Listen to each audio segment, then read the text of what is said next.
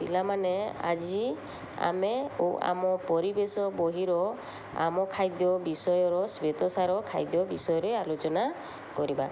ତମେ ଆଗରୁ ଜାଣିସାରିଛ ଖାଦ୍ୟରେ 6 ପ୍ରକାର ଉପାଦାନ ଥାଏ। ସେ ଭିତରୁ ଶ୍ୱେତସାର ହେଉଛି ଗୋଟିଏ ଉପାଦାନ। ଆମେ ପ୍ରତିଦିନ ବିଭିନ୍ନ ପ୍ରକାର ଖାଦ୍ୟ ଖାଇଥାଉ। ସେ ଖାଦ୍ୟ ଚୋବାଇଲା ବେଳେ ଆମ ପାଟିକୁ କେତେକ ଖାଦ୍ୟ ମିଠା ଲାଗିଥାଏ। ସେ ମିଠା ଲାଗିଥିବା ଖାଦ୍ୟ ଗୁଡ଼ିକ ହେଉଛି ଶ୍ୱେତସାର ଜାତୀୟ ଖାଦ୍ୟ ବା ସେ ମିଠା ଲାଗୁଥିବା ଖାଦ୍ୟରେ ସବୁଠୁ ଅଧିକ ପରିମାଣର ଶ୍ୱେତସାର ଜାତୀୟ ଖାଦ୍ୟ ଥାଏ। ସେ ମିଠା ଲାଗୁଥିବା ଶ୍ୱେତସାର ଜାତୀୟ ଖାଦ୍ୟ ଗୁଡ଼ିକ ହେଲା କ'ଣ କ'ଣ ଦେଖ, ଭାତ, ରୁଟି, ଆଳୁ, ଚୁଡ଼ା, ସୁଜି, ମକା, ଗାଜର, କନ୍ଦମୂଳ, କଦଳୀ ଇତ୍ୟାଦି। ଏହିସବୁ ଖାଦ୍ୟରେ ଶ୍ୱେତସାରର ପରିମାଣ ଅଧିକ ଥାଏ। ଏଗୁଡ଼ିକ ହେଉଛି ଶ୍ୱେତସାର ଜାତୀୟ ଖାଦ୍ୟ। ତାହେଲେ ପିଲାମାନେ ଜାଣିଲ ଶ୍ୱେତସାର ଖାଦ୍ୟ କେଉଁ କେଉଁ ଜିନିଷରେ ଥାଏ। ଏବେ ଜାଣିବା ଶ୍ୱେତସାର ଖାଦ୍ୟ ଆମର କେଉଁ କେଉଁ ଉପକାରରେ ଆସେ।